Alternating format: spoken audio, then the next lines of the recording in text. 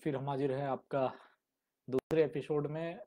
हमारी एक रोज की चल रही है, जिसमें कोशिश करेंगे हम कि भारतीय रेलवे की जो हाई स्पीड रेलवे के साथ में चैलेंजेस हैं। भारतीय रेलवे के साथ जुड़ा हुआ हूँ पिछले बहुत दिनों से, और सबके साथ प्रेम है, बातचीत होती रहती है, कुछ क्लासेस भी लेता हूँ, कुछ ट्रेनिंग मॉड्यूल भी हमारी चलते रहते हैं। तो इन सब को देखते हुए हमने कोशिश किया कि चलो बाकी चीज़ के बारे में तो पढ़ने लिखने के लिए मिल जाता है न्यूज़पेपर में या बाकी चीज़ों में, लेकिन भारतीय रेलवे अपने इंफ्रास्ट्रक्चर को लेके, अपनी स्पीड को बढ़ाने को लेके, अपना वर्ल्ड क्लास की रेलवे बनाने को लेके कितना मेहनत कर रही है, और कितना संघर्ष है, कितना चुनौती है उसमें, उस वहां तक हम समझ नहीं पाते हैं, क्योंकि हमारी सोच वहां तक नहीं जा पाती है। और उसके फायदे कितने हैं ये भी मुझे नहीं पता है। हाँ, हम तो रेलवे को यही जानते हैं ना कि दिल्ली से पटना जाना है, पटना से बनारस जाना है, बस मालगाड़ियां क्यों चला रही है, या फिर कोचिंग को रोक दी, पैसेंजर नहीं चल रही है। नहीं, भारतीय रेलवे हमारे विश्व की अर्थव्यवस्था, भारत की तो है ही, विश्व की अर्थव्यवस्था के लिए भी मायने रखती है, बहुत मायने रखती है। वो जो जुड़े हुए लोग हैं, जो भारतीय रेलवे से जुड़े हैं, या जो भारतीय रेलवे को अच्छी तरीके से जानते हैं, वो इन सब चीज़ों को बता सकते हैं। तो सबसे पहले फटाफट अगर जो मुझे देख पा रहे हैं या देख रहे हैं, वो कम से कम शेयर कर दीजिए अपने अपने ग्रुप में, क्योंकि हम लोग आपस में बात तभी करेंगे जब हमारी नंबर्स बढ़ेंगे, एक दूसरे से बात कर सकते हैं, हमारी नंबर्स बढ़ सकती है।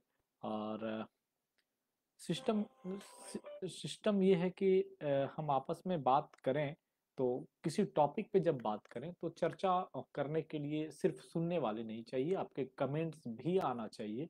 और आप हमसे बात कर रहे हैं, ये बहुत बड़ी मायने होती है। तो हमारी बात एक सफल सौहार्द माहौल में होनी चाहिए, एक अच्छी जानकारी के साथ होनी चाहिए। छोटी सी वीडियो हर रोज हम लेके आते हैं, छोटा सा एक रहेगा। तो जो भी मुझे देख रहे हैं अभी, कम से कम उसको आप शेयर कर दीजिए अगले लोगों के साथ, तो बाकी लोग भी जुड़ पाएंगे। और जब बाकी लोग भी जुड़ेंगे तो हमारी बातें लंबी चलेगी, क्योंकि बातें हैं 100% रेलवे को लेके। और रेलवे में भी हमारी बातें हो रही है ऑलमोस्ट, समझिए तो हाई स्पीड रेलवे को लेके, जो अभी बिल्कुल नया है, नया प्रोजेक्ट है, भारतीयों के लिए भी नया है और हमारे आपके लिए भी नया है। तो कोशिश करेंगे कि इस नए प्रोजेक्ट पे हम लोग बात करें, सही ढंग से बात करें और सारी चीज़ों को जानें।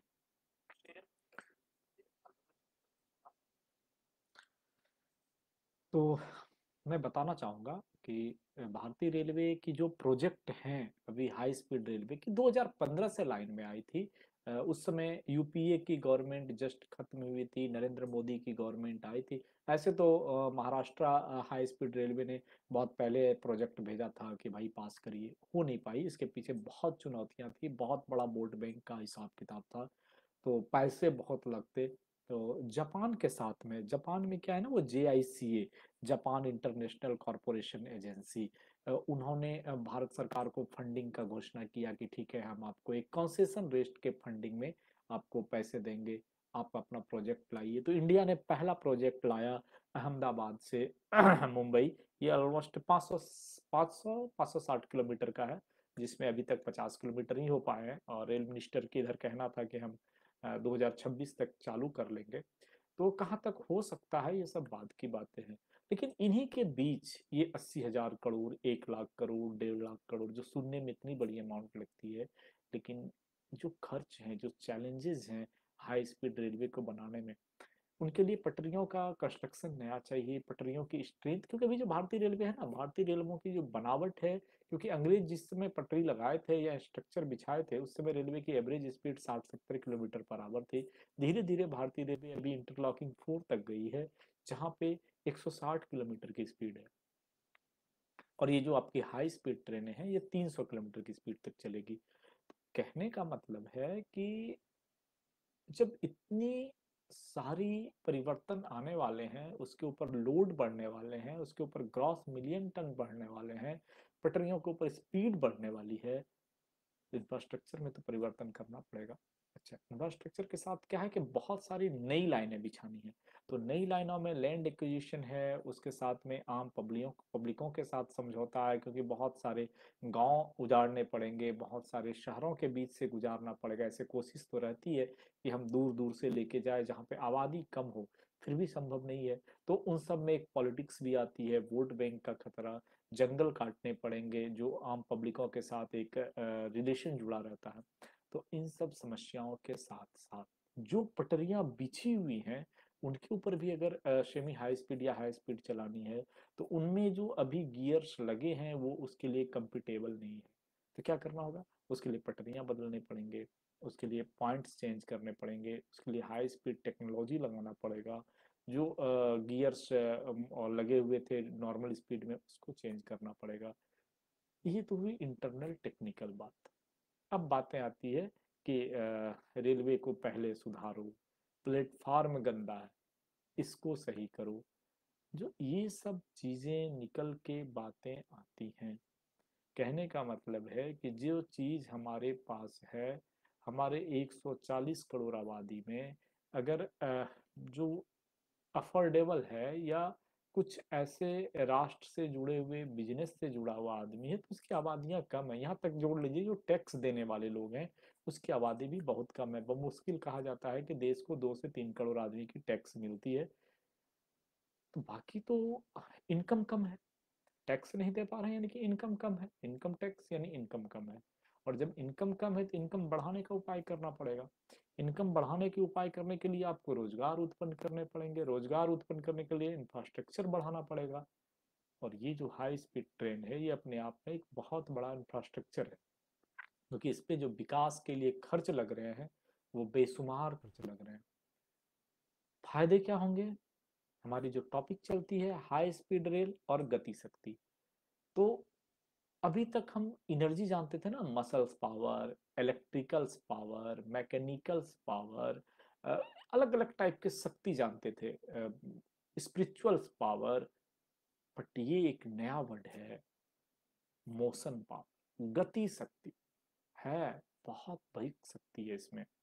अभी आप एक में छोटा सा, क्योंकि आज के एपिसोड के लिए ज्यादा समय नहीं बच रहा है, तो एक छोटा सा एग्जांपल आपको बताता हूँ कि हमारा जो कार्य 3 घंटे में हो सकता है, अगर वो 1 घंटा में हो, तो हमें 2 घंटा की बचत होगी।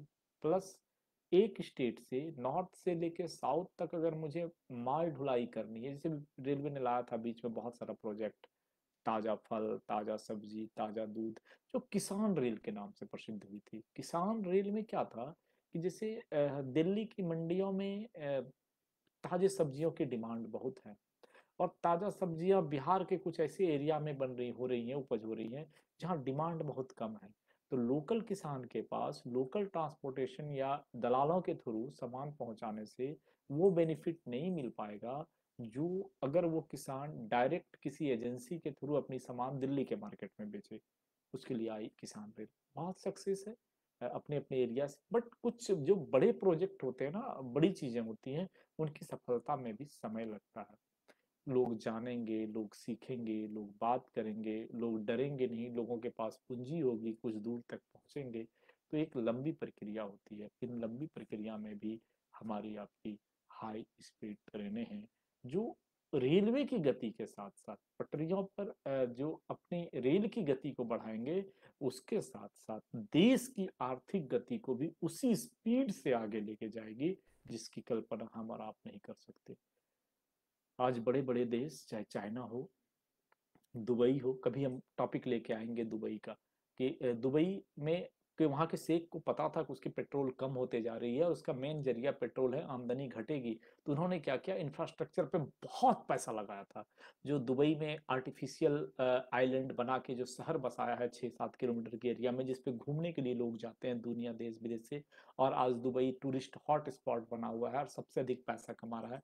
उसके पहले वहाँ के शेख की ये सोच थी कि जब हमारी पेट्रोल कम हो जाएगी तो हम आमदनी से कहाँ करेंगे, और पेट्रोल के पैसे को उन्होंने टूरिज्म इंडस्ट्रीज में लगा दिया था। इस पे बहुत अच्छी चीजें हैं, कभी मौका मिला तो चर्चा कर देंगे। सेम है रेलवे पे, कि रेलवे में भी हमारी सरकार ने रेलवे को डेवलप करने के लिए, उसमें इंफ्रास्ट्रक्चर डेवलप करने के लिए इतनी पूंजी झोंक दे रहे हैं कि वो ऑटोमेटिक है कि आगे बढ़ेगा और अपनी गति के साथ साथ देश की प्रगति में और देश की आर्थिक गति को उतनी ही स्पीड से आगे ले जाने में मुझे लगता है कि बहुत आगे है। बस जरूरत है आम जनमानस की सपोर्ट की, और वो तभी हो सकता है जब आम जनमानस को हाई स्पीड ट्रेन और गति शक्ति के बारे में एक एक चीज, छोटी छोटी पहलुओं को पॉजिटिव निगेटिव के तौर पर हम और आप जैसे जागरूक नागरिक थोड़ी थोड़ी जितनी समझ में आता है उतना बताने का कोशिश करें।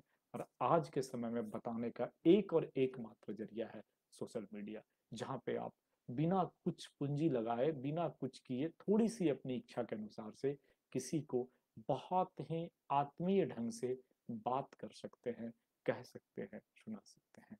आपकी बारी है। अगले लोगों तक पहुंचाने के लिए इस वीडियो को जितना अधिक हो सकता है शेयर कर दीजिएगा। और जो हमारा पेज है, अगर रेलवे से भी रिलेटेड है या नहीं भी है, बट रेलवे के साथ प्रेम तो रखना पड़ेगा, रेल आपकी देश की आर्थिक भागीदारी का अभिन्न अंग है, तो हमारे पेज को लाइक, सब्सक्राइब, शेयर जरूर कर दीजिएगा, फॉलो जरूर करिएगा। धन्यवाद आज के एपिसोड के लिए। मिलते हैं अगले दिन, अगले एपिसोड में बात होगी हाई स्पीड रेल और गति शक्ति पर। आज विदा दीजिए, आपका दोस्त इंजीनियर CM झा।